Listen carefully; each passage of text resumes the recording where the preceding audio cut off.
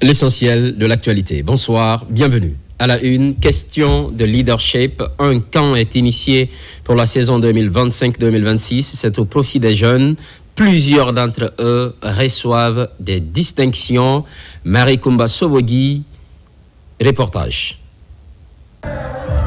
Le leadership camp 2025-2026 de Blackie Eugelsarl s'achève après plusieurs mois de formation. Les participants sont formés aux valeurs du leadership, de la discipline, de la vision et de la transformation personnelle. Une initiative qui vise à façonner une jeunesse consciente, responsable et engagée. L'objectif de cette organisation, nous sommes aujourd'hui en train d'encourager des milliers de jeunes à pouvoir prendre le devant, à pouvoir être beaucoup plus responsables. En un mot, à encourager les jeunes à être un leader en soi. Ils sont là, ils te permettent de voir la vision, mais beaucoup plus aussi, ils t'aident pas simplement avec les mots, ils t'aident pas simplement avec la théorie, mais ils te permettent aussi et ils te suivent d'aller jusqu'au bout et que tu vois aussi les réalisations de ce qu'ils sont en train de te dire. Les témoignages des bénéficiaires ont mis en évidence l'impact du programme sur leur comportement, leur confiance en soi et leur capacité à se projeter vers l'avenir. À travers cette formation aujourd'hui, je témoigne vraiment que Blackie Eugelsarl est une entreprise responsable, une entreprise qui fabrique véritablement des leaders prêts à changer cette nation, parce qu'on a une mentalité de se demander qu'est-ce que nous faisons pour cette nation, au lieu de se poser la question qu'est-ce que la nation fait pour nous. J'invite tous les jeunes Guinéens de se réveiller, parce qu'on ne peut pas changer sa vie si on ne change pas soi-même. On ne peut pas changer sa vie si on n'accepte pas ici de suivre des formations de leadership ou d'entrepreneuriat qui va ici même permettre à la Guinée de pouvoir se développer. À travers ce leadership camp, Blackie Eugelsarl réaffirme son engagement en faveur de la formation de leaders capables de contribuer activement au développement de la Guinée.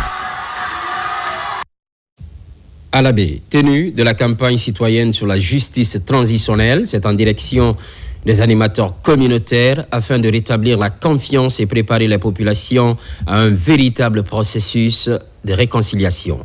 Sarafoudine Diallo, ici à Gaba. La Guinée a traversé des moments de tension qui ont mis à l'épreuve la cohésion sociale. Pour y répondre, une campagne citoyenne sur la justice transitionnelle est lancée à l'intention des animateurs communautaires, des jeunes et des institutions.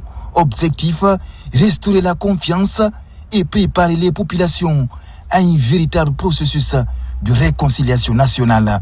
On a découvert qu'on a plus de 4 000 milliards de tonnes de fer et cela peut développer notre pays, faire en sorte que tout le monde puisse être heureux dans ce pays. Mais la base, c'est la paix, c'est la réconciliation. Dans ce contexte, la résolution des conflits de tous ordres privilégie la concertation, la conciliation pour obtenir la réconciliation, le pardon, la paix. Porté par le Centre d'innovation de recherche et de développement CIRD, avec l'appui de l'ambassade de France, ce projet vise à expliquer les principes de la justice transitionnelle et à promouvoir les valeurs de vérité, de justice, de pardon et de réparation. Il encourage le dialogue communautaire pour prévenir les conflits et renforcer le vivre ensemble. Nous avons tout dernièrement signé le pacte d'entente nationale pour la paix. C'était la première fois que la Guinée arrivait à mettre tout le monde, tous les acteurs, tous les coutumiers, tous les religieux qui représentaient toute la Guinée à signer un pacte d'entente nationale. Cela nous a permis de faire un travail de fond. Nous, ambassade de France, nous ne faisons qu'accompagner, que financer cette campagne. Donc c'est une excellente impression parce que nous avons eu ce matin dans cette salle de conférence du musée des jeunes lycéens, des étudiants, des autorités traditionnelles, des autorités institutionnelles. Et c'est comme ça que le dialogue doit se créer autour de cette priorité nationale qu'ont voulu les autorités de ce pays. Ces échanges entre le CIRD et les acteurs communautaires destinés à mieux comprendre et vulgariser la justice transitionnelle en Guinée se sont achevés à la baie par une visite de l'ambassadeur au musée du Fouta. avec pour finalité la préservation de la quiétude sociale. Pendant ces temps, les imams sont invités par la ministre de l'Industrie et des PME. Des prières sont dites en faveur de l'unité nationale. Occasion pour Dr Diaka Sidibé de faire don de quelques exemplaires du Saint-Coran. Abdul Karim Kamara. La paix, on ne le dira jamais assez en Guinée.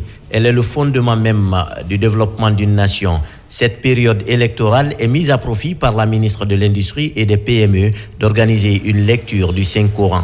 Pour l'occasion, un collège d'imams est invité afin de prier pour la nation et pour le président de la République. L'islam est un tout. L'islam, c'est d'abord non seulement les rites, c'est aussi la relation entre nous et notre Seigneur, la relation entre nous et notre pays, la relation entre nous et nos semblables et les autres créatures, même l'environnement.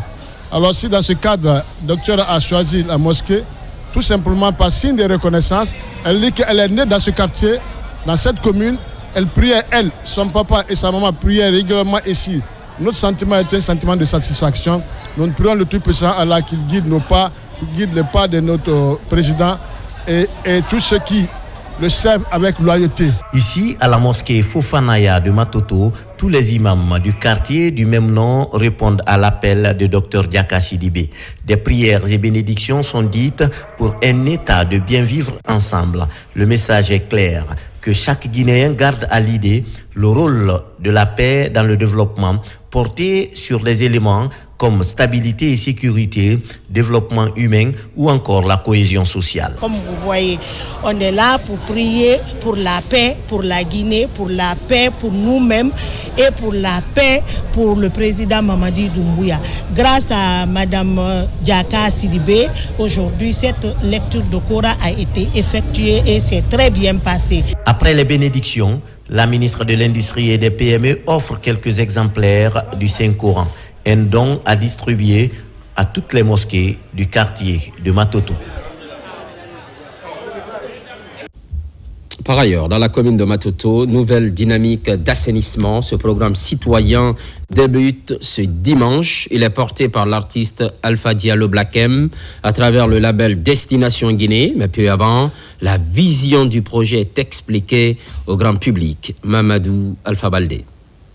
Très engagé dans la promotion de la Guinée et l'amélioration de l'image du pays, l'artiste Blackem reste engagé et en première ligne pour une Guinée qui brille de mille feux. La mégastar, à travers Destination Guinée, lance ce dimanche une grande action d'assainissement dans la commune de Matoto. Conakry est la plus belle ville d'Afrique de l'Ouest. Mais ça, les gens ne sont pas prêts pour l'entendre. Conakry n'est pas une ville propre, malgré que Conakry soit une ville magnifique. J'ai décidé de ne plus juste arriver au pays, monter sur scène, prendre un cachet et repartir.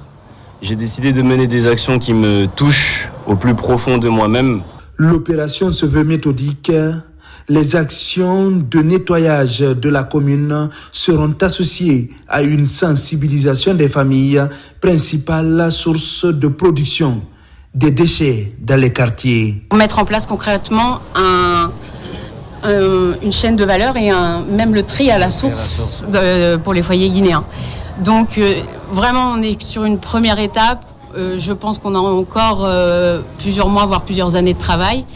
Mais il va falloir nous suivre. On va faire les choses étape par étape parce qu'on ne veut pas faire un grand coup pour derrière disparaître et ne servir plus à rien. Voilà, donc cette première journée pour nous, c'est vraiment mettre la lumière, montrer qu'on est là et qu'on a envie de s'engager et montrer qu'on a un vrai plan derrière. Au-delà du micro, Blackem compte bien retrousser les manches avec l'accompagnement de tous pour contribuer à bâtir la Guinée de demain.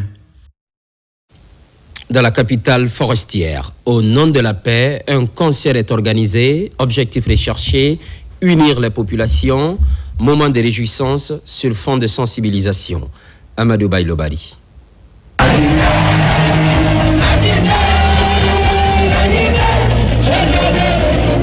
C'est avec ces notes qu'une série de concerts est organisée en Guinée forestière depuis le 7 décembre.